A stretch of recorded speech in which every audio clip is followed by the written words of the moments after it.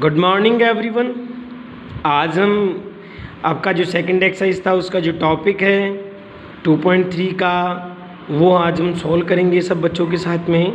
और उसका जो क्वेश्चन है वो आप लोगों के पास उसका क्वेश्चन आएगा कि prove that √3 is a irrational number.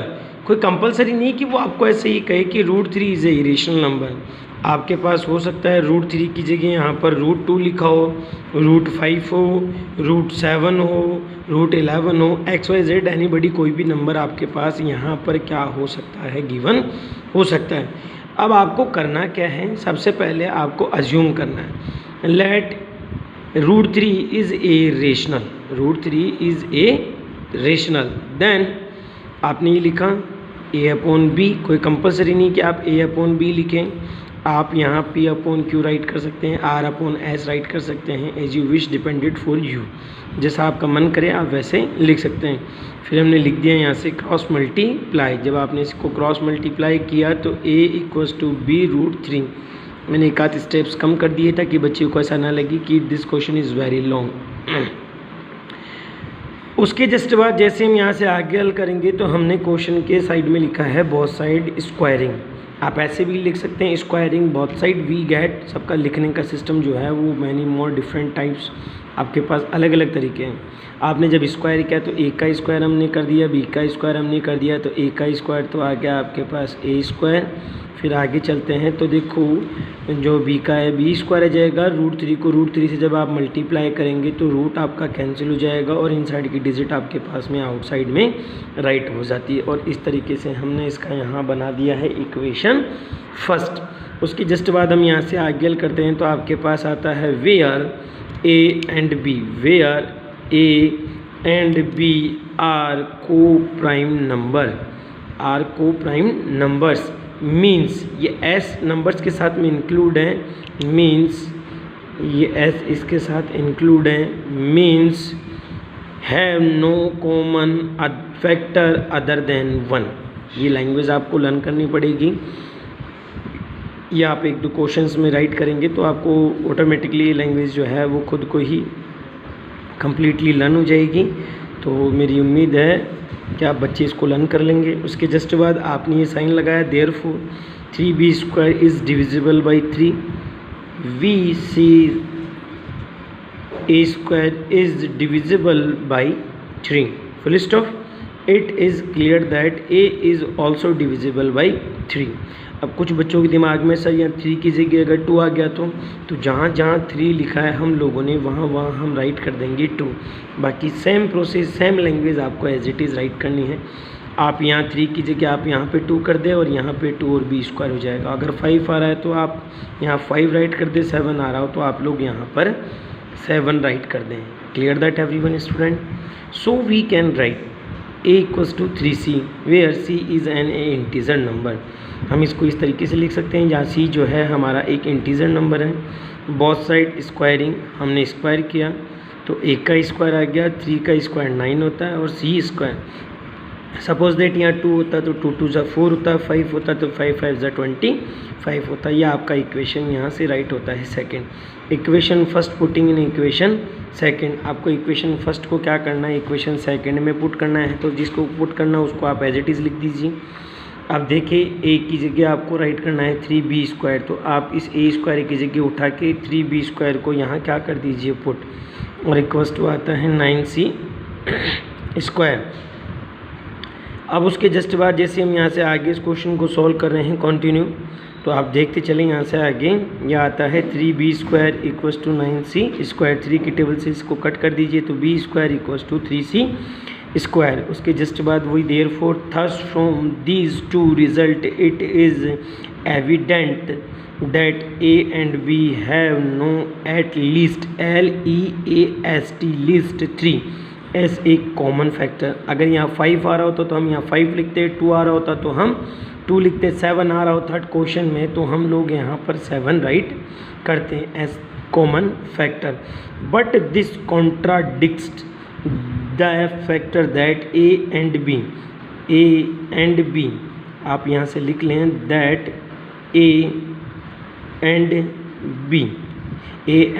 B are coprime number, full stop. This means that over hypothesis is wrong, कि हमने जो हमारी कल्पना की थी वो क्या है, वो गलत है, रॉन्ग है.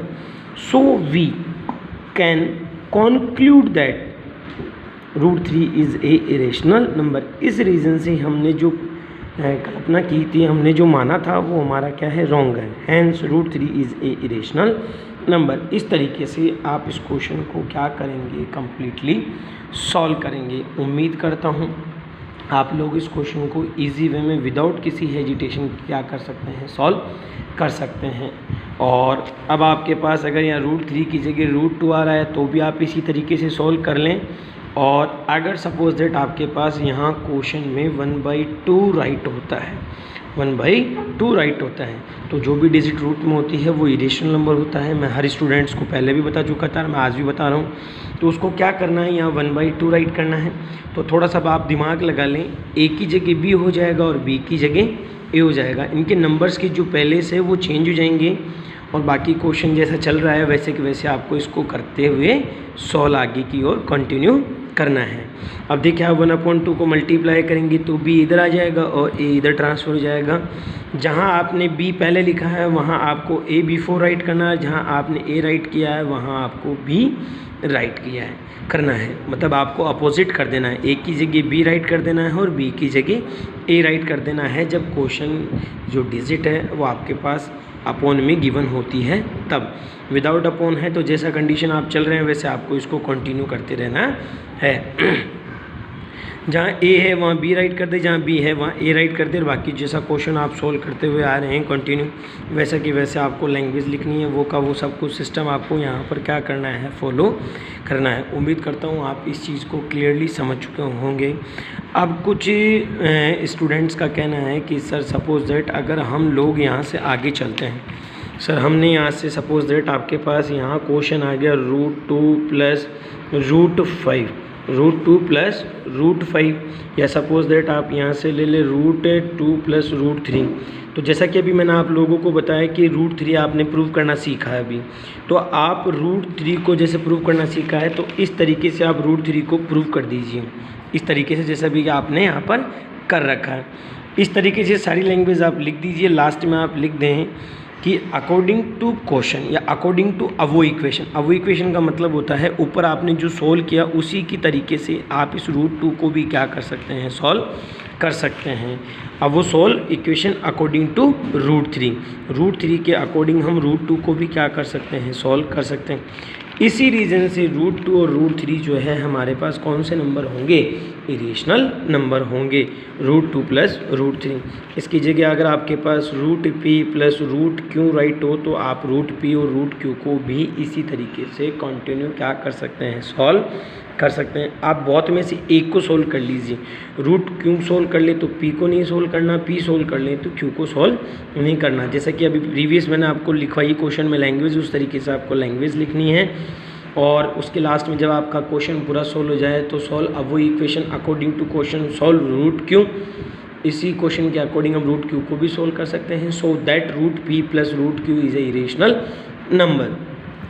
यदि किसी स्टूडेंट्स को लग रहा है कि नहीं सर हम इस तरीके से नहीं, तो आप एक एग्जाम्पल भी है आपकी बुक में 3 + 2 √5, आप इस तरीके से ले लीजिए. वो आप लोगों को सबको यहाँ पर पता है, लिखना भी है. Let 3 + 2 √5 is a rational number, is a rational number. यह आप लोगों को लिखना भी है. यहाँ से आप लिख लीजिए a/b.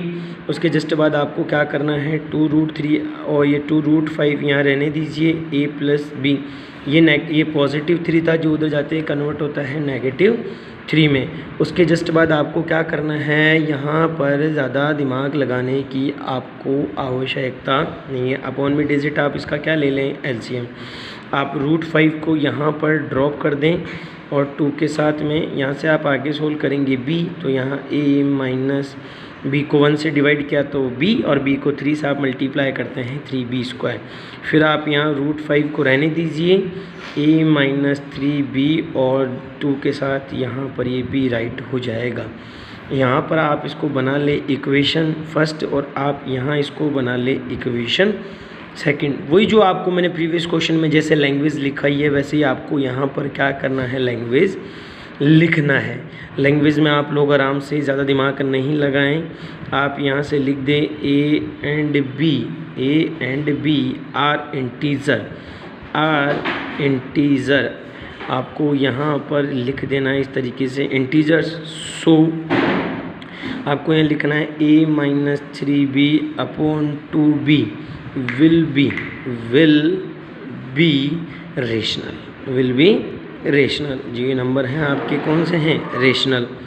सो फ्रॉम इक्वेशन यहाँ से आपको लिखना है second we obtain the result that root 5 is rational. उसके जस्ट बाद आपको यहाँ ज़्यादा दिमाग नहीं लगाना है, बट अब यहाँ से आप सीधा कंटिन्यू ये लैंग्वेज लिख चुके हैं, ये आपको मैंने पीछे लिखवा भी दिए इस तरीके से। ये इतनी सारी लैंग्वेज मैंने आपको लिखाई है, ये सारी लैंग्वेज आपको इसी क्वेश्चन में पीछे भी इसी तरीके से क्या करना है, राइट करना है। बट दिस कॉन्ट्राडिक्ट यहाँ से आप लिख दीजिए, बट दिस कॉन्ट्राडिक्ट यहाँ से आप ए है या आप कहीं सी नहीं समझ लें, कॉन्ट्राडिक्ट ये आ गया ADCICTS है, आप देखिए अच्छे से। और स्पेलिंग मैंने पीछे भी लिख दी, स्पेलिंग में मिस्टेक्स आप ना करें। Contradict fact that root 5 is, आप यहाँ से देखेंगे तो आपके पास राइट होगा इरेशनल। उसके जस्ट बाद सो आवर हाइपोथेसिस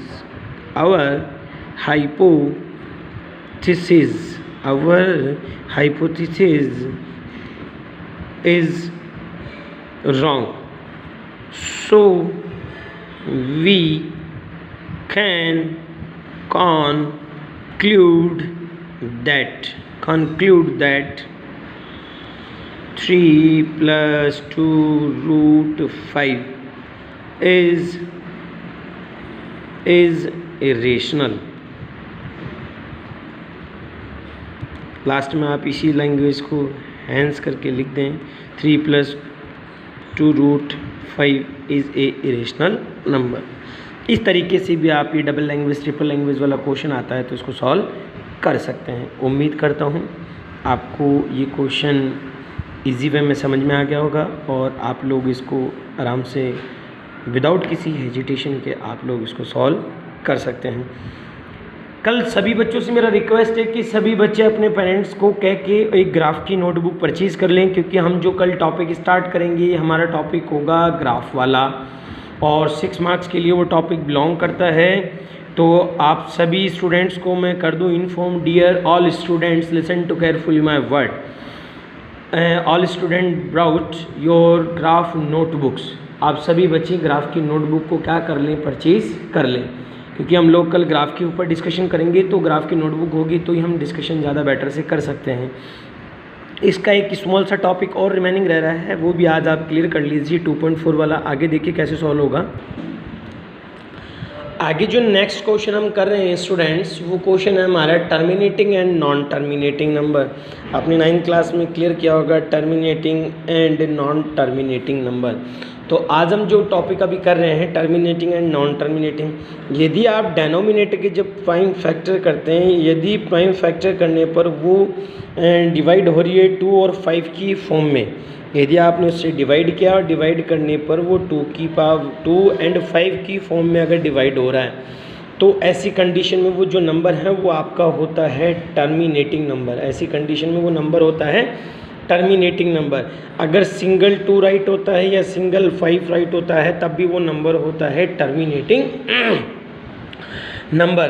अब आपको इसकी जो फॉर्म है उसकी फॉर्म में आपको राइट करना है 2 की पावर 5 एंड 5 की पावर n। इस तरीके से आपको इसको इस फॉर्म में राइट करना है। यदि ये डबल एक साथ राइट होते हैं दोनों टुगेदर तब भी वो नंबर टर्मिनेटिंग होता है, दोनों सिंगल सिंगल राइट होता है तब भी वो नंबर टर्मिनेटिंग होता है। इसके अदरवाइज़ आपके पास एक वर्ड है गब्बर। यदि आपको इसमें गब्बर दिखाई देता है, मतलब कहने का मतलब है Gabbar not belong to your फिल्मी स्टोरी।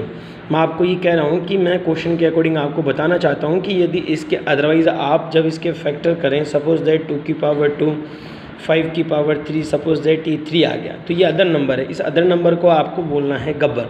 2 और 5 के अदरवाइज़ कोई भी नंबर यदि आपके साथ इसमें इंक्लूड होता है तो वो नंबर टर्मिनेटिंग की जगह नंबर चेंज हो जाता है नॉन टर्मिनेटिंग। इसलिए इसको अलग से रिप्रेजेंट करने के लिए मैंने इसको नेम दिया है गब्बर। 2 और 5 कहानी के हीरो हैं। इसके अदरवाइज़ जो भी नंबर आपको दिखाई दे रहे हैं सब नंबर गब्बर है।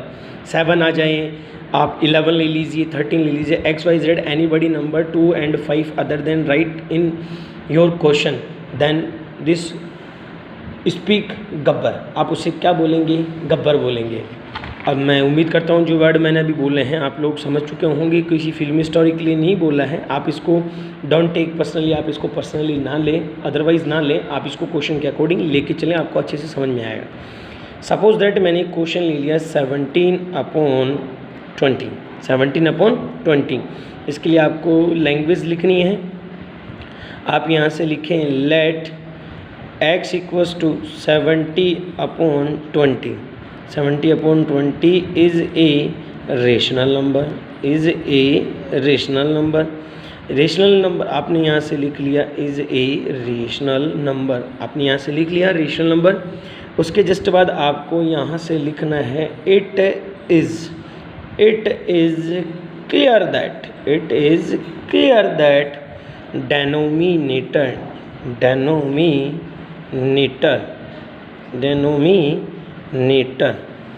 डेनोमिनेटर। अब आप देखिए आपके पास जो डेनोमिनेटर है वो आपके पास कितना है 20 इज़ ऑफ द फॉर्म। अभी आप देखें तो ये फॉर्म है किसकी? 2 की पावर m इंटू 5 की power n। So 17/20 has sorry भैया, कई बार ये हाथ थोड़ा सा बैंड होता है इसकी वजह से क्लियर नहीं हो पाता है। हैज़ टर्मिनेटिंग आपने यहाँ से लिख दिया टर्मिनेटिंग डेसिमल EXPANSION एक्सप्रेस। अब कोई बोले सर हम कैसे मान लें कि 2 की पावर ऐसा है, तो आप देख लीजिए 20 के जब आप फैक्टर करते हैं तो आपको गिवन होता है 2 इंटू 5, तो ये फॉर्म हो जाता है 2 की पावर 2 इंटू 5। ये आपको फॉर्म पहले से ही अलग से रिप्रेजेंट करना होता है। आप चाहें तो फिर में रिप्रेजेंट करके लिख सकते हैं। तो ऐसा जब भी किसी क्वेश्चन में यदि दोनों की पावर सारी है तो आप इसको टर्मिनेटिंग लिख दीजिए। अब कुछ बच्चे क्रॉस क्वेश्चन के लिए भी तैयार बैठे होंगे कि सर अगर हमने यहाँ से सपोज दैट 8 लिया तो आप देखें यहाँ 2 इंटू 2 ही राइट हो रहा है, तो सर यहाँ तो 2 की पावर 3 ही राइट हो रही है सर, 5 तो आया ही नहीं। तो ऐसी कंडीशन में आप 5 लिखें और उसकी पावर को आप क्या राइट कर दें 0। बाकी लिखने का जो मेथड है वो सेम इसी तरीके से आपको इसको लिखना है, मेथड यही रहेगा। अगर वो इसकी पावर फॉर्म में आ रही है तो आप लिख देंगे फॉर्म ऑफ पावर, नहीं आ रही है तो आप यहाँ से लिख देंगे clear that it is not a terminating number. तो ये जो नंबर है हमारे पास क्या आ जाएगा terminating. Form of the key जगह आप लिख देंगे form of not of the form 2 की power so that has non terminating decimal expressive number.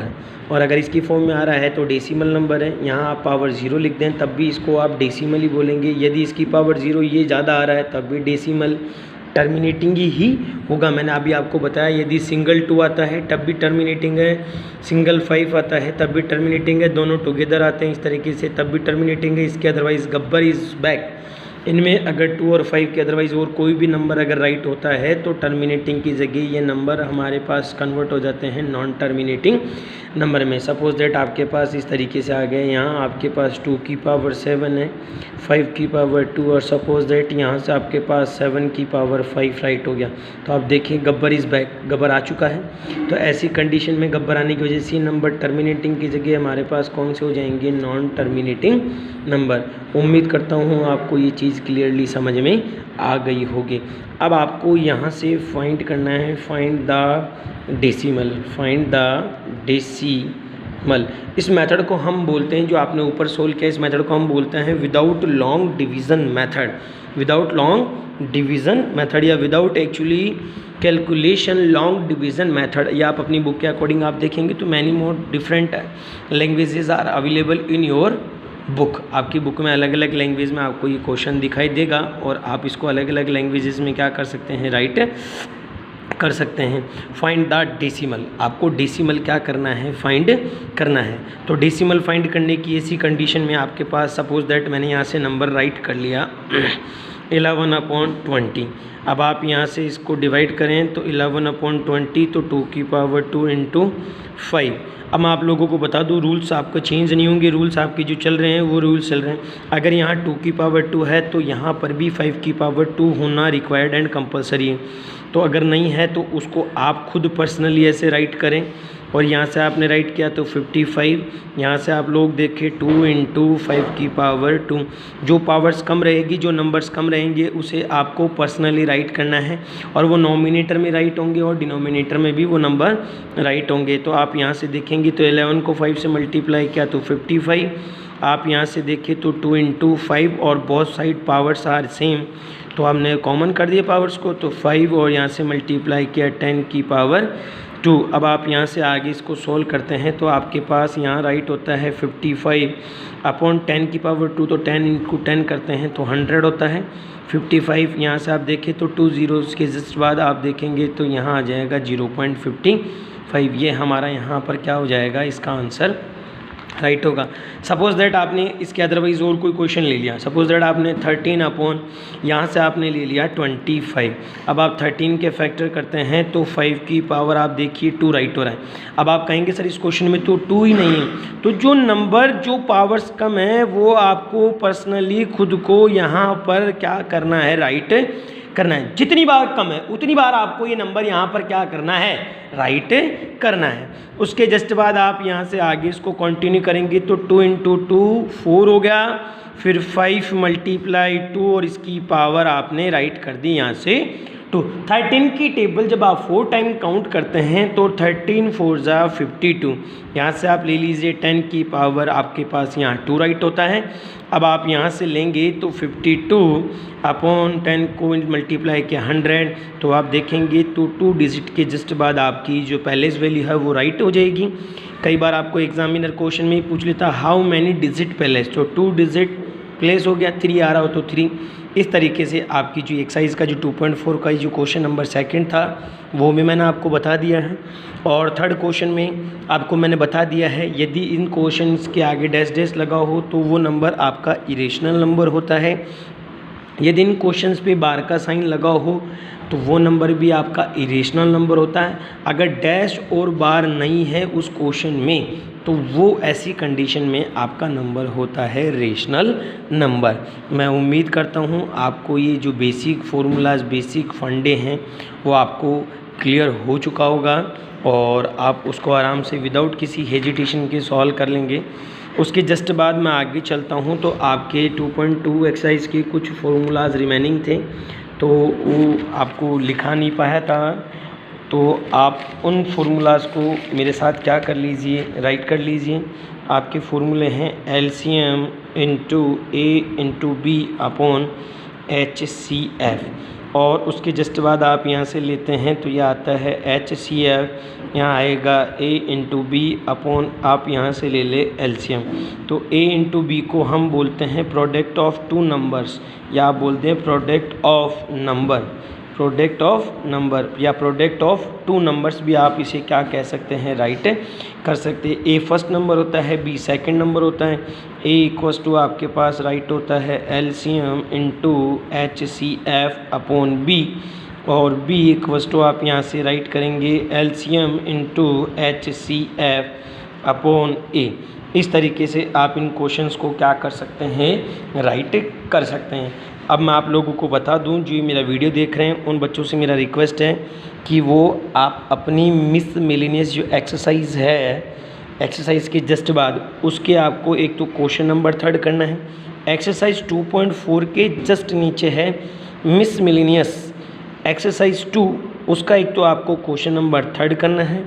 इसके अदरवाइज़ एक आपको क्वेश्चन नंबर 4 करना है।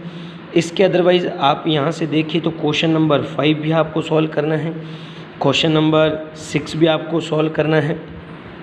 क्वेश्चन नंबर 6 के अदरवाइज़ आपको यहाँ से क्वेश्चन नंबर 9 भी राइट करना है, और क्वेश्चन नंबर 9 के अदरवाइज़ आपको एक क्वेश्चन नंबर 15 भी राइट करना है।